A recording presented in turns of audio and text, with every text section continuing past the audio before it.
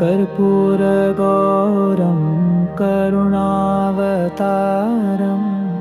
संसारसारं भुजगेन्द्रहारं सदा वसन्तं हृदयारविन्दे भवं भवानी सहितं नमामि।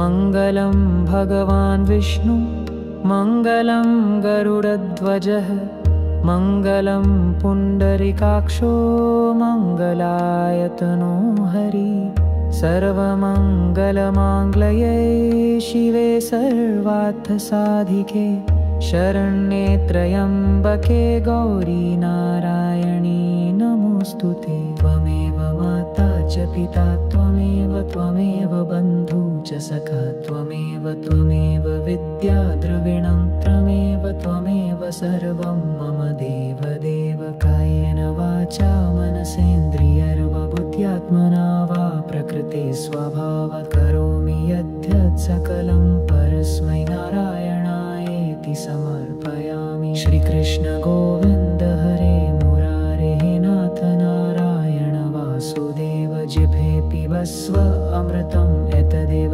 गोविन्द दामोदर माधवेति।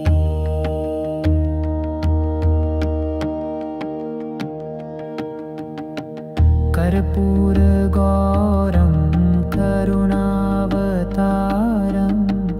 संसारसारं भुजगेन्द्रहारं सदा वसन्तं हृदयारविन्दे भवं भवानी सहितं नमामि। मङ्गलं भगवान् विष्णु मङ्गलं गरुडध्वजा मङ्गलं पुण्डरीकाक्षो मङ्गलायतनो हरि सर्वमङ्गलमाङ्गल्ये शिवे सर्वार्थसाधिके शरण्ये त्र्यम्बके